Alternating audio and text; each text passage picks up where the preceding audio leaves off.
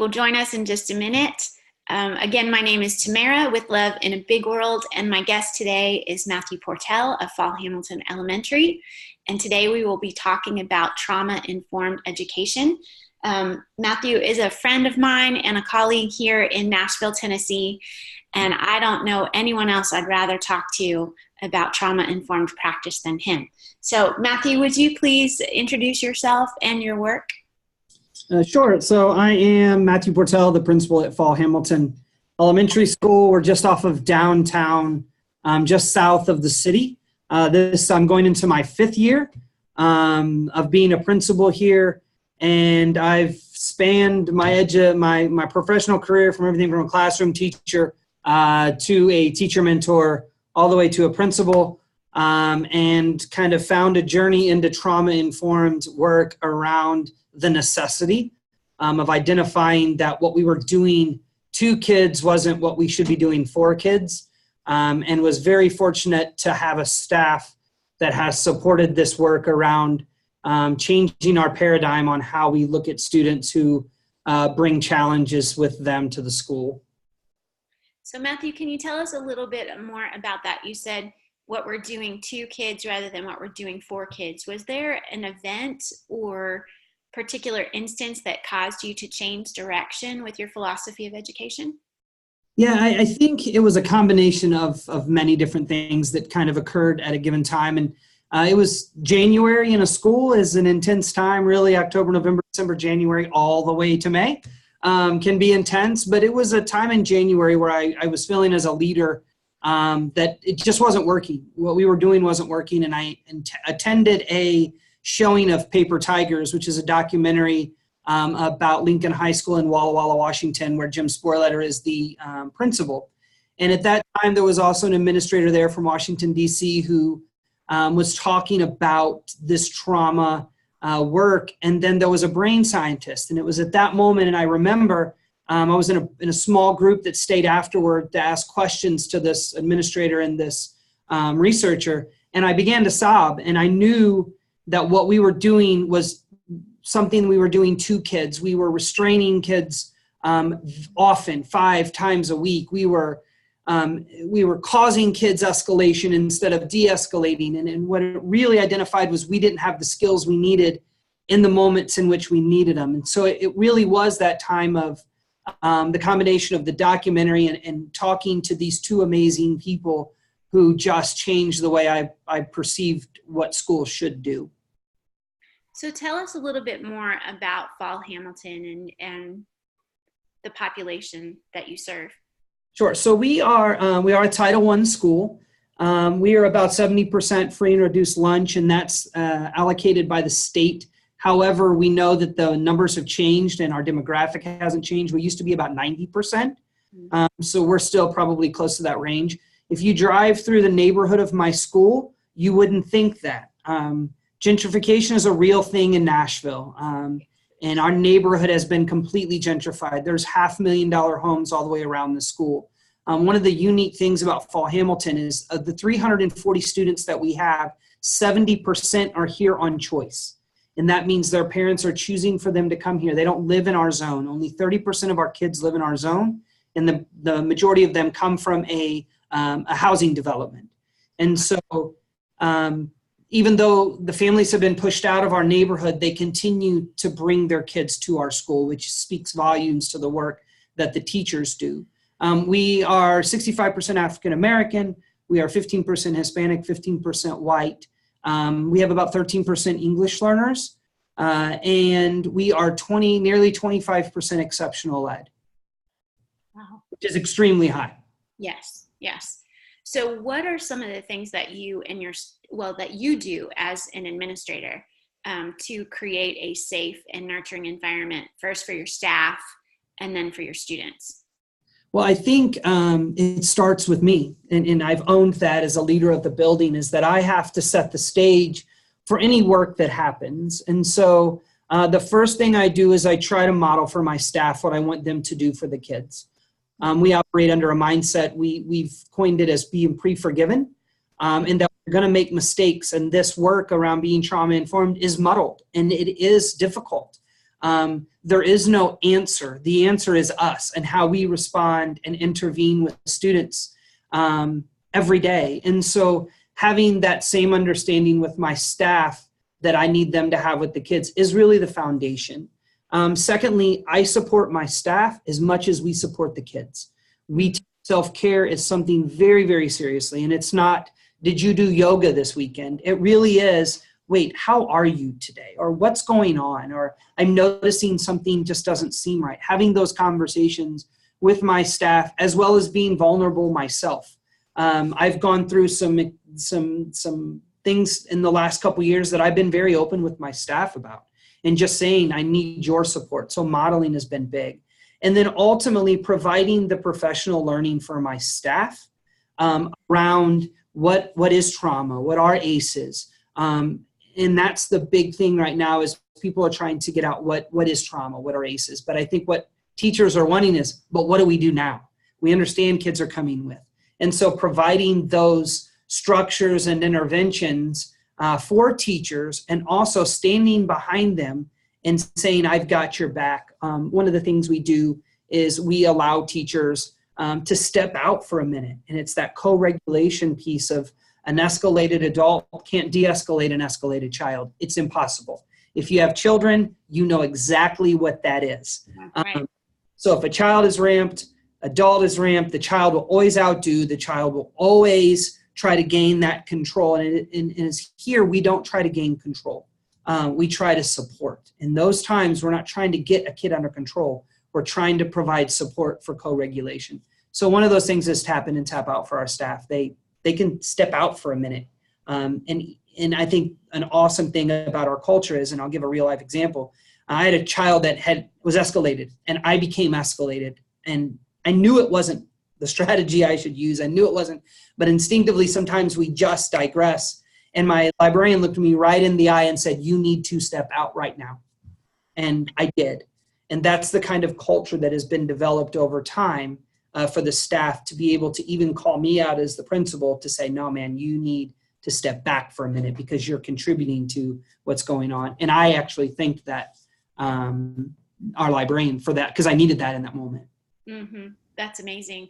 So how long did it take you to create that kind of culture within your staff so that you can provide that kind of support to your students?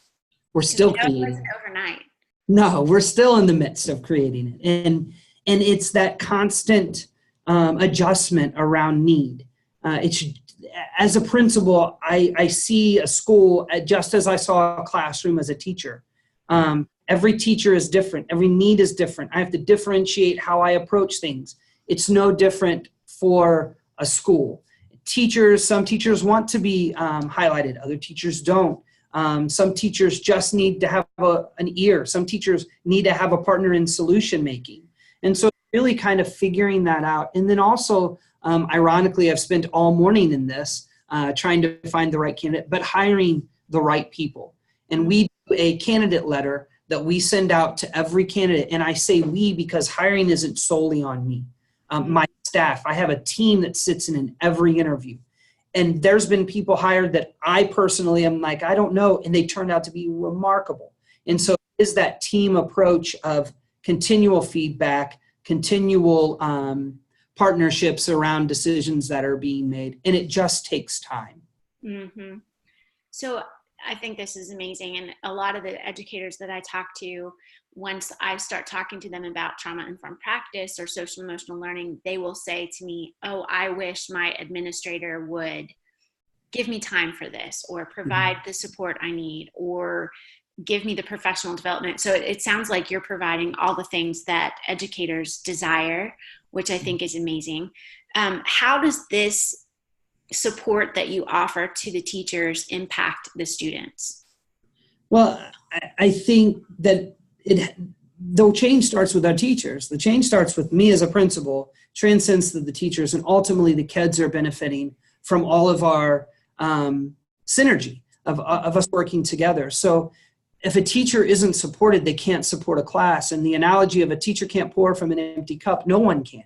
So if our teachers don't have support, they don't have somebody has their back and an administrator, then really we're setting them up for failure. Just like if we don't provide the supports for kids, whether social emotional supports, whether social emotional health, whether it is academic, it's the same concept. And so I, as a new teacher, experienced that support system, and I know the power of it. So I think that what I always tell teachers who say my administrator doesn't, the change starts with us as individuals.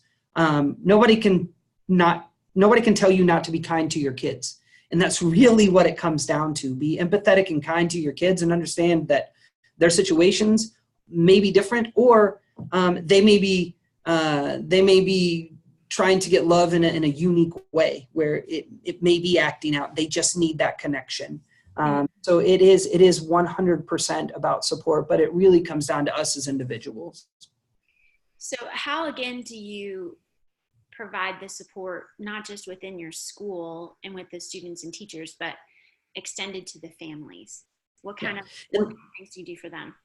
That's our growth area. And I will tell you, we've been very purposeful around that. Some of the thing, we have a family resource center here, which is huge. It is a staffed center that provides, we do over 120 food packs a weekend. We provide clothing. We have a diaper bank. We do classes we do English classes. We do positive parenting classes. But beyond that, we also are a Leader in Me school. So we take the 7 habits of highly effective people and we transcend that in our culture. And one of the things we do is we have kids teach their parents about brain science and about the amygdala and how the body reacts to things. We also have them teach the 7 habits to their families. Next year, we're moving into actually having a 7 habits of highly effective families cohort where we're going to invite families in and go through that process. And then one of the other things that we've just recently started in the last year was family suppers, where we bring families in. We take the children to do an activity, and then as parents, we sit together. We talk about hopes and dreams for our kids. We talk about barriers that are preventing those hopes and dreams from happening. And what I've learned is I talk as a parent. I don't talk as a school administrator. And so I'm vulnerable. And when they can hear a principal say, listen, my child can push me to the brink of insanity because I know everything that he has and done. When they see that, I can see those barriers crumbling down. So I think candid, open conversations as parents and not as a school administrator has been really effective. I really appreciate that. As a parent and an educator myself, one of the things that I've talked about with some folks is that we all have to be on team kid, and it's not educators who know everything versus parents who know nothing, but we're all in this together for the purpose of the child. And I hear you talking like that, which is really refreshing, because I think even sometimes my experience as a parent is that not every principal or teacher talks to me like that, but I need it. Right. Yeah. It's real. We don't have to act like anything is perfect. And I think being real sometimes in a professional way, it's about connection. I mean, let's just be honest. It's about me connecting to the parents connecting to me, teachers connecting to me. I mean, it's all about personal connection. And that happens through experiences and through honesty and vulnerability. And sometimes it takes a long time to break down some of those barriers, because many of our parents, including myself, had poor experience in school. And so we're having to change paradigms about what a school does and what we're trying to accomplish. And even that attitude that sometimes a parent can pick up on. Yeah, that's good. Right. So what would you say is your struggle that you're having right now at Fall Hamilton? Because when we talked last week, you said, be sure to ask about the struggle, because I want to be transparent. So what is the biggest struggle that you're facing right now? I think the struggle that we face every year is there's no fast fix. Nothing that's going to work immediately for every child every day. And Dr. Treisman is out of the UK. She has a quote that just resonates with me all the time, and it just stays in the forefront of my brain. And it's that relational trauma requires relational healing. That's good. We're not fixing kids. We're healing a lot of kids. A lot of kids have had a lot of trauma, and that trauma takes a long time. And as educators, We love to see those data points change very, very quickly. But sometimes we're sowing those seeds that we never see grow. And I can give you an example. We had a child here my first and second year who, to say was intense is an understatement. And to say she had trauma that doesn't even encompass what she had been through. Mm-hmm. And just in the last 3 weeks, she found her mother was passed away. And the first place she came was school. Now, she had been a student here in a long time, and that connection was, she knew this was her safe place. And I'm not going to shed a tear, I'm going to try not to, but that speaks to the work, right? That she knew this was her place. And we have that happen often, even with families. We have families come back to Fall Hamilton when there's something going on because, in their words, we didn't know where else to go. And so those type of things, that's hard sometimes when you don't see. The other is resources. We all know, and especially if you're an educator in Tennessee, resources are limited. And until we fight and say we have to invest in what we believe in, that's a difficult thing. We are very fortunate next year. So we're having a trauma-informed practitioner and a restorative practices assistant, as well as the academic. We're building that MTSS system, the multi-tiered system of support, school-wide, but that's what we've prioritized.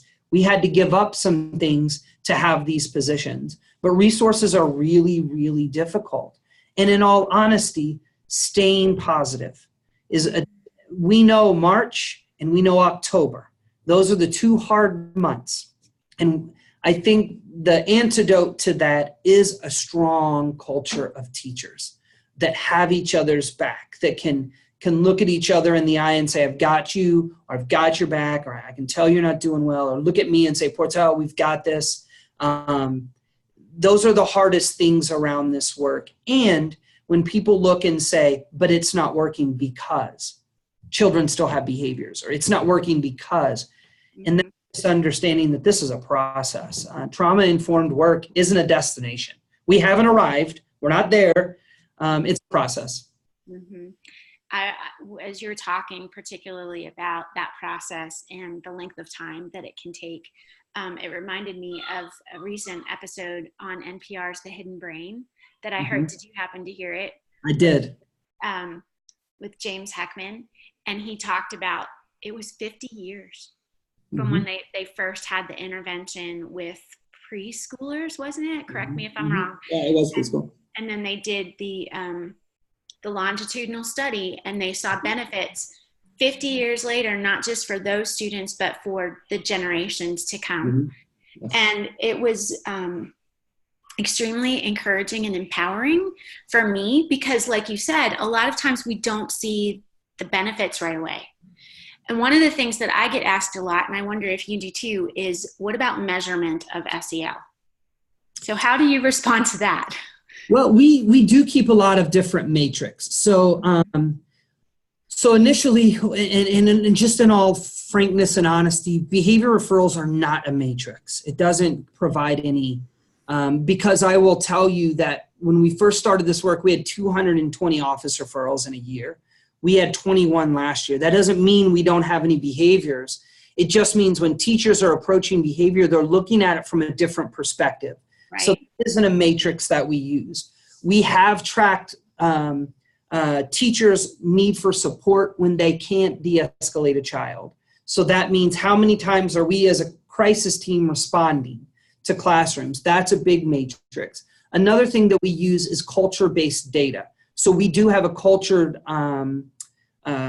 survey that's given across Metro Nashville Public Schools. We actually did it before the school district did, where we're surveying kids on, do you have an adult in the building that loves and cares about you? Do you feel connected to your classmates? Those are really big for us because ironically, and I just have to smile about it, the area of weakness for our data was SEL. And when we got it back, we're like, you've got to be kidding me. We invest all this time and it was one question. And it was, when things get tough, I quit. There were 2 different questions that were framed in that same way. So that data was powerful for us because we knew we have to continue to support and build that resiliency. Yes. academic tasks through, because our kids are telling us, listen, when it gets tough, I'm done, I'm out. So that's a really big piece. Another piece is also the staff survey about it. And it's anonymous, so anybody can put anything they want, and getting that continual feedback is really important to us. And then ultimately our academic outcomes are as important. And I think that's one thing that people kind of can get a little bit muddled on, is that trauma-informed work isn't, as what we say in the South, bless their little hearts. It really is high relationship with high accountability. But you can't have high accountability with low relationships. And so it is trying to marry those two in a productive way where we're not lowering extreme expectations for kids, but we're supporting them to meet the expectations we've set. And do you see, again, that takes time to have like the academics to meet that relational? Like, it's not like, oh, in the next semester, if you employ these strategies by the spring semester, your academics are going to improve. I mean, no. And here's the thing, is that the brain science is undeniable, and Bruce Perry's work is undeniable, that if a kid is currently or has experienced trauma without a buffer, and of course every kid is different. Some kids are very resilient and can experience trauma and come to school and can learn, and yet some kids can't. Right. And so we know that if we have dysregulated kids, the brain isn't going to allow for learning to happen, because they're in that heightened state of fight, flight, freeze, or whatever is developed through. So if you can't get through the relationship and through the making sure kids are regulated, learning isn't going to happen anyway. And we know that. Right. So it's about trying to buffer that. Once we get that buffer, then it's about expectations. But our escalations now, the mass majority of escalations are around academic press. Trying to find that balance. When we have kids that are struggling, it's usually around academic difficulties around academics. It's no longer, they're not coming in and just flipping out. We're really starting to identify we have to support kids academically. That's great. I mean, not that they're having that trouble, but it's great that you've gotten to that point. That's great. Right. Before we open up to some questions, would you tell us some stories about your success at Fall Hamilton? I absolutely will. And I wish I would have grabbed the picture from my office, which is right next door. But one story, and I have permission from his parent, because we've shared this journey together as a parent and a principal and a student. And we had a child that came to us from another school, and it's an extremely high need school. And he just he wasn't functioning at all. He was very aggressive, very violent. Every day was a new challenge, and he was running, and we put a ton of work. And to be quite honest, I could have suspended him many, many days. It would have been so easy to say, he's got to go. He's just got to go. And we didn't do that. And Mom and I had many conversations, and they always ended with, Mom, trust me. Please trust me. I promise you I would never do anything for your child that I wouldn't want for my own. And so we went through this process, and last year was his last year here. And the child was slotted to potentially go to a special therapeutic day school because of his intensity. And his mom came in on the first day and said, you're not going to believe what he said this morning. And I said, what? He said, I'm going to have a good year. And I know I am. And he did. And he was in a general ed setting. He wasn't pulled out for exceptional ed. He actually went off of his medication, and It was cool. It was a dual process. Mom became stable, got housing, her life became stable. At school, we were viewing from a support standpoint. And so at the end of the year, she and I, and he didn't know, we shared tears, because yes, it's the end of fourth grade, but we just saw this growth that had occurred. That's one of many. And I will tell you, we have, this one's not so, I guess, exciting, is that at the very beginning of this work, I was in the morning, and I normally don't have the television on, but for some reason I had the television on, and I heard a news story, and it basically said, father of 5 shot and killed in South Nashville. And I immediately turned the TV off. I don't want to hear it. I don't want to listen to this. It just Right. didn't start the day. And my phone started buzzing. I'm like, who is texting me? It's 5:30 in the morning. And it was, did you see the news? Mm. One of my parents had been shot and killed in front of 5 of our students. And so the next day, who was at school? They were all here. And it was mom, like so many other parents, said, Portell, I didn't know what else to do. I have to bring them to school. By all means, we can. We have wrapped around this family for years now. Mm-hmm. Just now starting to see this growth and resiliency from the kids. Mm. But that's one that we saw in change quickly. And there's one that I did a home visit for the oldest sibling. She doesn't go here anymore. Mom said, I need some help. I went to the house and said, what can I do? And that's the type of work that this is. This is, it's not easy, and there's nothing easy about it. There's no golden wand that's going to wave over. And I say all that to also say, but we also value here in disconnection and love is what we call it. And that is understanding that we also have our families and valuing and honoring our own families of saying, I'm going to disconnect right now from my family so I can be there. And so it's that balance between full heart dedication and also knowing when to remove. But I could tell stories for days, but those are the two I wanted to talk about. Well, thank you very much for sharing. We have just a couple more minutes. If there's a question from anyone before we go, please feel free to add that question either to the chat or the Q&A. While we're waiting to hear if there are any questions from our participants, would you tell us a little bit more about the upcoming conference? Absolutely. So because I don't have enough to do. Yeah, you don't have your hands full. No. So I traveled in last January to England for a small conference there. And when I left, I just felt energized. It was a very small conference. I felt connected to the people there. I mean, there's lifelong relationships that have happened there just from these intense conversations. And I wanted that here. And so we are hosting a Trauma-Informed Educators Network Conference July 15th and 16th at Lipscomb University. It's only going to be about 150 people. It's very small. We have national presenters. It's going to be fantastic. Really low expense. It's not about, we're trying to make it affordable for anyone. Lunch is provided, and the professional learning sessions are going to be remarkable. The keynote is going to be given by Cherie Walker, and I think Dr. Cherie Walker. Yes. Last week. So yes, that it's going to be great, and we would offer it. There's only a few spots left, so if people are wanting to get in, they can go on to Eventbrite and type in Trauma-Informed Educators Network Conference. Okay, great. We have a question.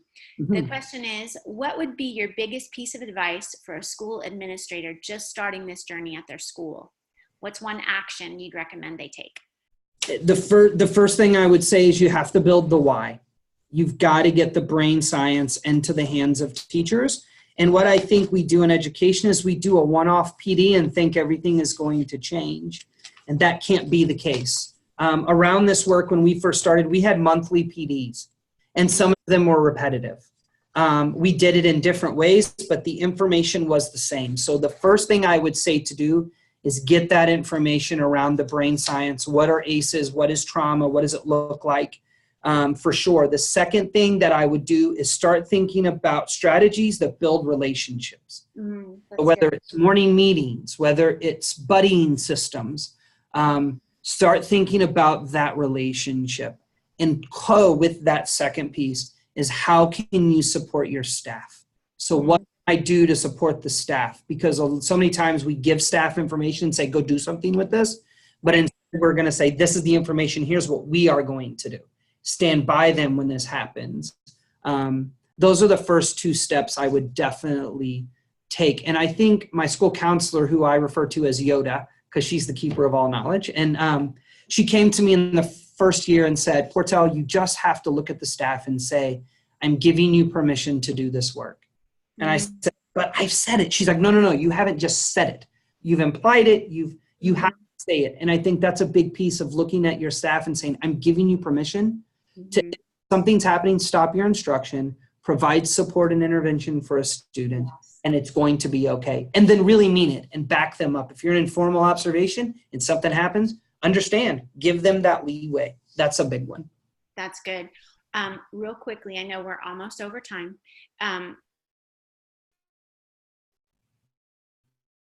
Could you share, we have survey matrix and survey resources. So we use, the survey that the school district uses is Panorama. And it's a really good, it's a good survey. We've actually starting to use the state of Tennessee as well, which is very similar. I can share, Tamara, I can send you our Google Doc that I originally created.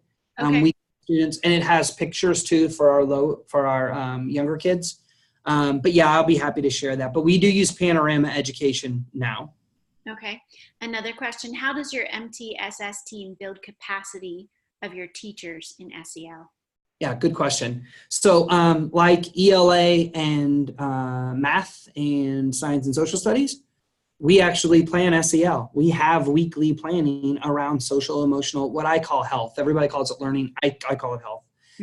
Social emotional health. And some of those sessions look like what students are struggling and what type of interventions have you had, or what do you need? What do you need? Here's some opportunities. What do we need to do? Some of it is how are we integrating the SEL into our curriculum? So when reading a text, what does that look like? Some of it is what are our morning meetings for the next week? How are we going to pull in some of these things? Some of it may be, here's a restorative practice process that you may want to consider when resetting the classroom. And so we do that. But under MTSS, we have distinctly broken out SEL and academics. My school counselor is over the SEL MTSS. We have an SEL team that meets every 2 weeks.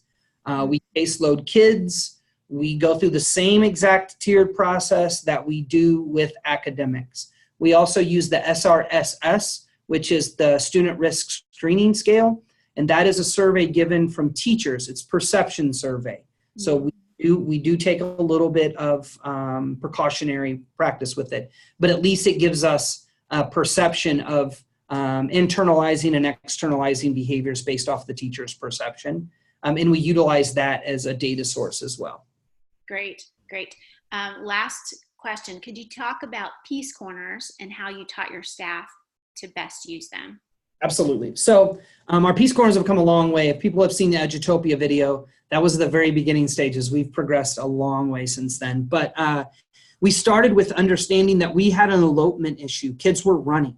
And we had to do something. So we knew we needed a place for them to go. And it's ideally that they go into the classroom. So originally it started voluntary. Most of the strategies we do are voluntary at the beginning. And then what happens, it becomes part of the culture. It just kind of develops over time. And so 90% of the teachers volunteered to host a Peace Corner in their classroom, which consisted simply of a beanbag, some de-escalation posters about what to do when you're feeling frustrated, and some fidgets. That's how we originally started. The next year it was 100%. Now it's the expectation. It just kind of built over time. But now we couple Peace Corners with a mindfulness process of emotional vocabulary identification. So most of our students can only tell you happy, sad, mad, and hungry. When really frustration, irritable, there's all kinds of emotions that go into students that they don't have the vocabulary and they don't have the ability to identify. So we start with identifying emotions. Then we couple it with a de-escalation strategy, or what we call emojers.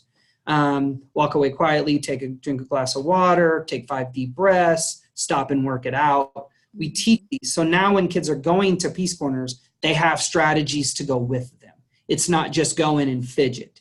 And so that's progressed a long way. Now it's the expectation. When I interview, I send my candidate letter, and these are expectations for the school. So we've changed the culture.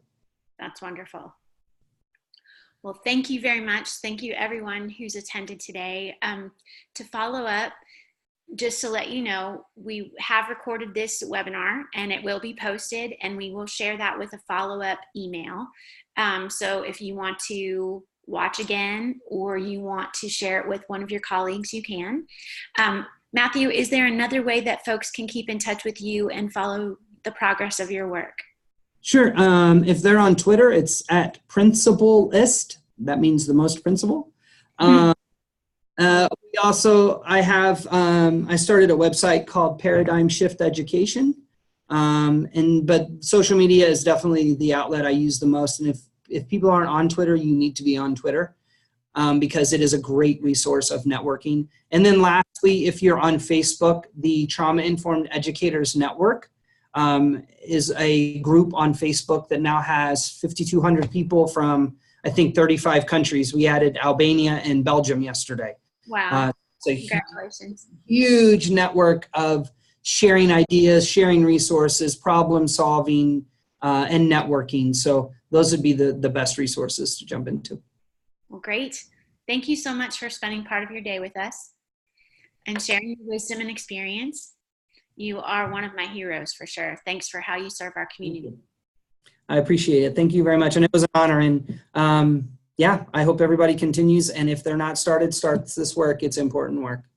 Thank you. Well, thank you all. My name again is Tamara with Love in a Big World. Thanks for tuning in, and we'll talk to you again soon. Bye-bye.